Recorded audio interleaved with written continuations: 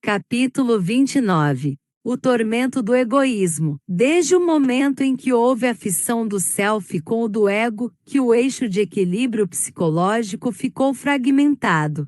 O esforço do crescimento intelecto-moral do ser humano deve ser o logro da perfeita identificação desses dois arquétipos com a sua consequência fusão harmônica, proporcionadoras do equilíbrio emocional.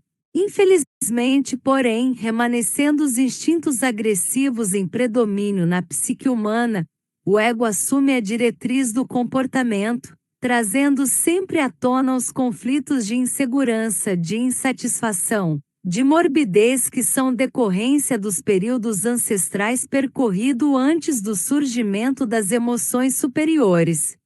Em razão dessa governança perturbadora, o ego está sempre vigilante e dominador, em luta contínua para manter-se, assessorado pelo medo de perder a posição que desfruta.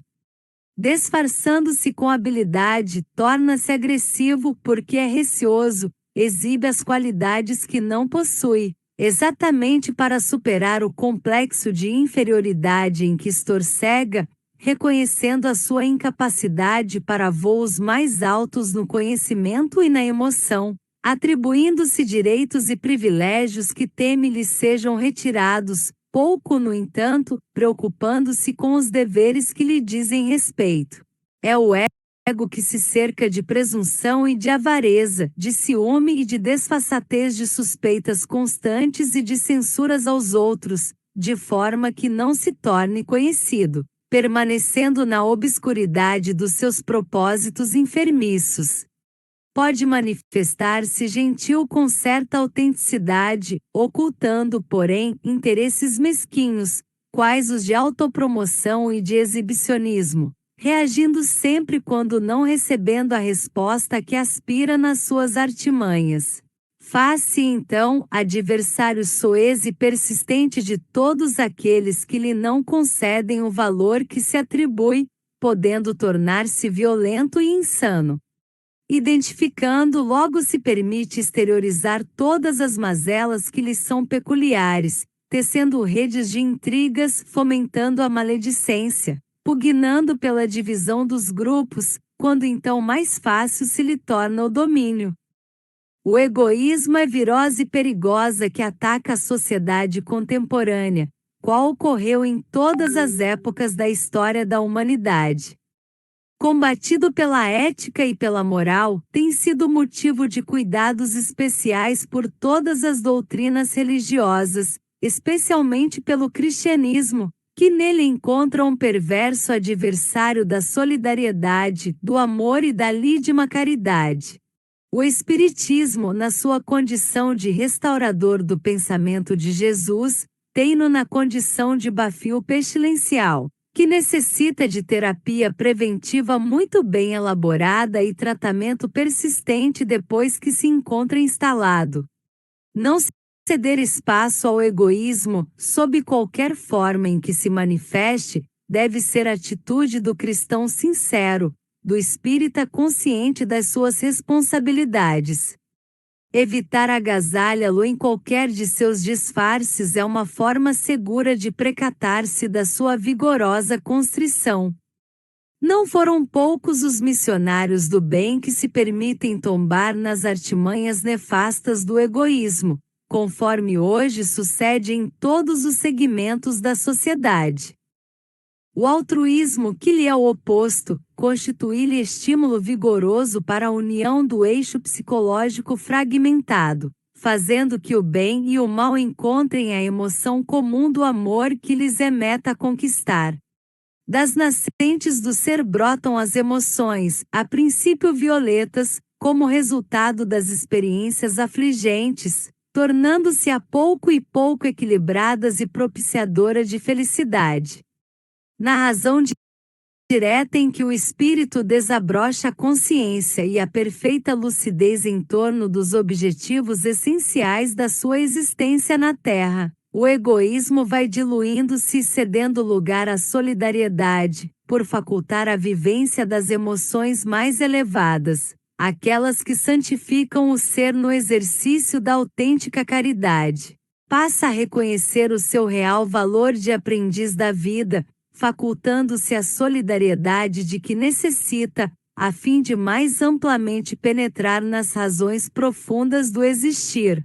Não se jacta nem se subestima, permanecendo identificado com a realidade que o cerca e procurando alcançar os patamares mais nobres da evolução.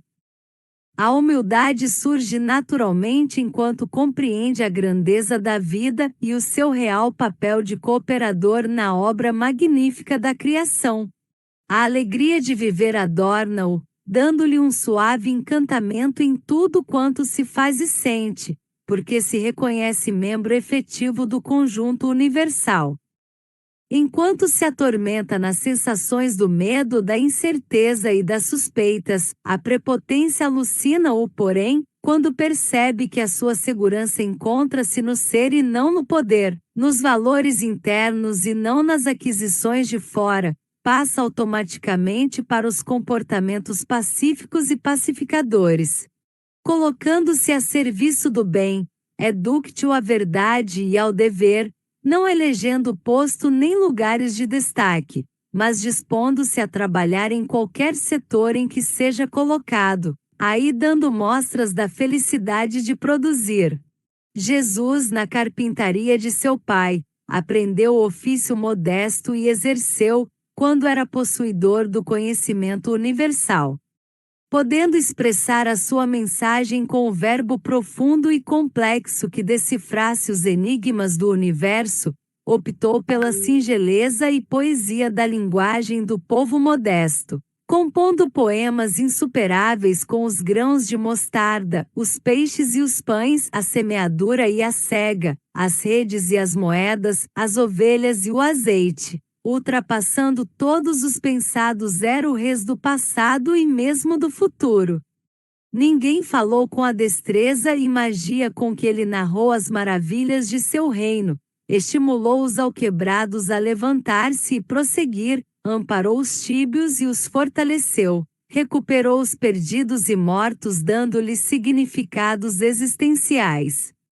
Enfrentou o farisaísmo com sabedoria e sem presunção, embaraçou os jactanciosos não os humilhando, e pairou acima do biótipo comum pela grandeza de que era portador, não em decorrência de homenagens e honrarias mentirosas.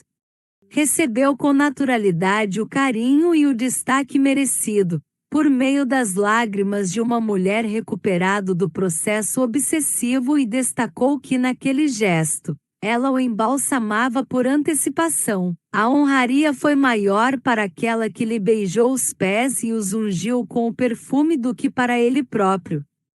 E no entanto é o Rei Solar. Recorda-te que a pérola pálida e preciosa é uma defesa do organismo da ostra agressividade do grão de areia no seu organismo. Silenciosa e continuamente, o animálculo envolve o invasor na exsudação da sua mucosa ferida e abençoa-o com deslumbrante beleza. A humildade realiza o mesmo, quando o egoísmo tenta espezinhá-la, submetê-la e destruí-la. Examina as nascentes da alma e extirpa o egoísmo no seu nascedouro, trabalhando sem cansaço pela sua ascensão na obra do amor que tens pela frente, mantendo-te altruísta e solidário a tudo. Com esse poder defluente do esforço de ser melhor, alcançarás a emoção afetuosa da alegria de autossuperação. Conclusão. Examina as nascentes da alma e extirpa o egoísmo no seu nascedouro, trabalhando sem cansaço pela tua ascensão na obra de amor que tens pela frente, mantendo-te altruísta e solidário em tudo. Com esse poder defluente do esforço de ser melhor, alcançarás as emoções afetuosas da alegria de autossuperação das tendências infelizes, logrando as bênçãos da verdadeira fraternidade. Glossário, fissão, cisão, separação self, indivíduo tal como se revela e se conhece, representado em sua própria consciência. Arquétipo, modelo que funciona como princípio explicativo da realidade material. Estorcegar, contorcer-se soez, vil, ordinário pugnar, esforçar-se, insistir ao máximo lídimo, autêntico bafio, cheiro desagradável, miasma precatar, acautelar, prevenir constrição, opressão jactar-se, orgulho exagerado, ostentar os próprios ou pretensos méritos e conquistas. Dúctil, que se pode conduzir cega, ceifa, colheita ao quebrado, que se apresenta curvado em razão de doença, velhice ou cansaço. Tíbio, fraco jactancioso, quem se manifesta com arrogância, orgulhoso biótipo. Caractere do indivíduo ungir, untar animálculo, pequeno animal exsudação, líquido que, saindo pelos poros de uma planta ou um animal, adquire consistência viscosa na superfície.